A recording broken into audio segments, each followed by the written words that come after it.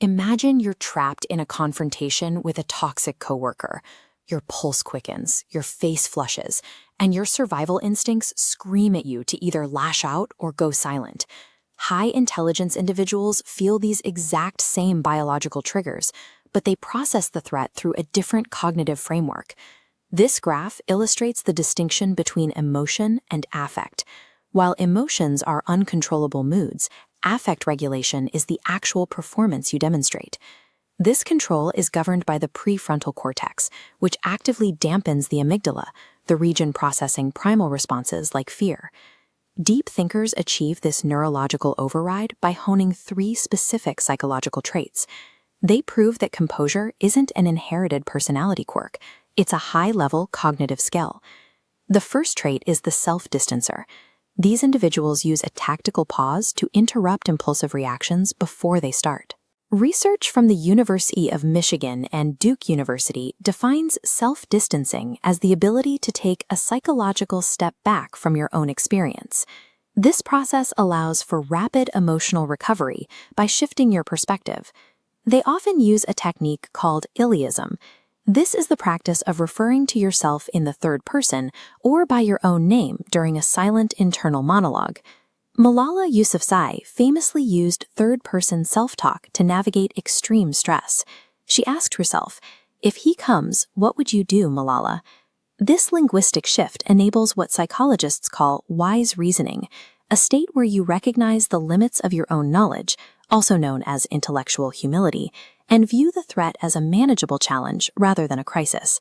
You can achieve this same cognitive bypass through spatial or temporal distancing, simply imagining the event from a great physical distance or as a memory from many years in the future.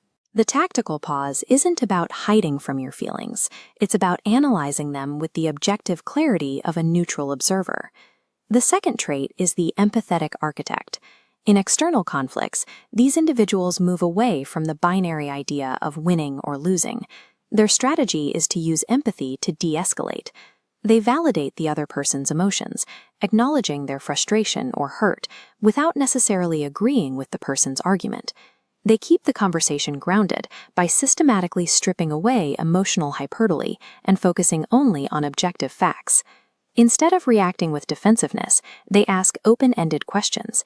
This forces an aggressive opponent to stop venting and start articulating the actual root of the problem. They are also quick to take personal accountability. By owning their part of the conflict immediately, they disarm the opponent and stop the disagreement from spiraling into a group drama. For a deep thinker, empathy isn't a sign of weakness. It's a strategic tool used to neutralize aggression and regain control of the situation. However, empathy has its limits.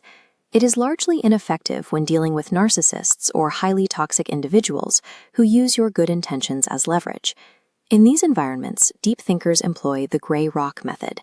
This is a defensive strategy specifically for situations where you cannot escape a toxic person. Toxic individuals thrive on emotional reactions. The gray rock method involves becoming as non-reactive as a dull stone, denying the manipulator emotional data. This aligns with Robert Greene's 48 Laws of Power, specifically Law 4, always say less than necessary. King Louis XIV of France weaponized brevity and silence. By saying very little, he kept his courtiers on edge and maintained his dominance through mystery. This mirrors Greene's Law 3, conceal your intentions. Like Otto von Bismarck, deep thinkers hide their true goals to prevent others from sabotaging their efforts. By withholding your emotional data, you starve the toxic person of their power. Strategic disengagement becomes the ultimate defense. When you combine self-distancing, empathetic architecture, and the gray rock method, you effectively rewire your brain's response to hostility. True psychological power doesn't come from controlling other people. It comes from achieving mastery over your own internal state. Which of these 3 traits do you think would be the most difficult for you to apply in your daily life? Tell us why in the comments. If you choose depth over display, subscribe to Deep Motives. Give this video a like to help us continue decoding the human mind.